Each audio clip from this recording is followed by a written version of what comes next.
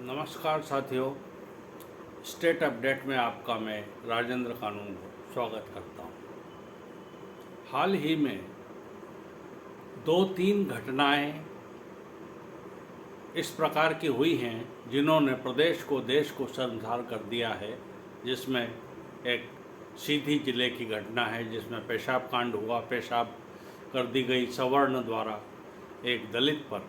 दूसरा एक शिवपुरी जिले का है जहां पर कि मुस्लिम समुदाय के लोगों ने एक दलित आदिवासी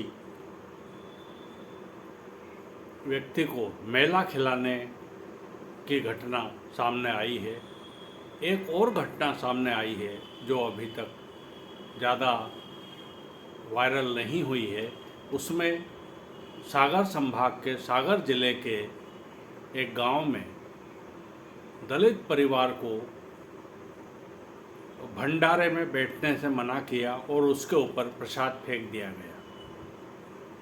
उस परिवार का ये कहना था कि जब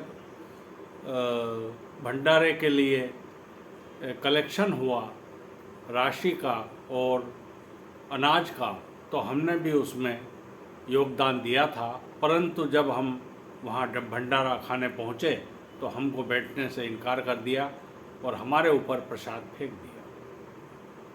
ये घटनाएं किसी न किसी मानसिकता को उजागर करती हैं।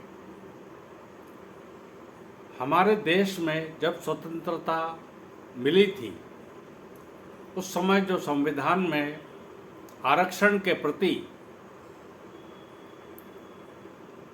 जो वाक्य लिखे गए थे उसमें 10 वर्ष का प्रावधान था। 10 वर्ष से बढ़कर वह अनेक वर्षों तक पहुंच गया और अभी तक भी वह जारी है और आगे भी जारी रहेगा। इसी के साथ एक और कल्चर पैदा हुआ है, रेवड़ी कल्चर। लोगों को बिना कुछ किए उनको पैसे बांटना, तो यह भी लोगों के मन में जो उस वर्ग से अलग है उनके मन में एक प्रकार का पीड़ा भाव भरा हुआ है, जिसको कि सरकार अभी तक महसूस नहीं कर पाई है। वह वर्ग विधिवत टैक्स देता है, न सिर्फ इनकम टैक्स बल्कि अन्य प्रकार के भी जो टैक्स है उसमें वह उस श्रेणी में आता है और वह टैक्स देता है। तो इस वर्ग का जो ऐसे वर्ग पर जो टैक्स नहीं देता है, आरक्षण का लाभ लेता है, उस वर्ग पर एक प्रकार का मानसिक संत्रास जो वो झेल रहा है उसकी परिणति तो नहीं है। यह शासक वर्ग को सोचने का अब समय आ गया है।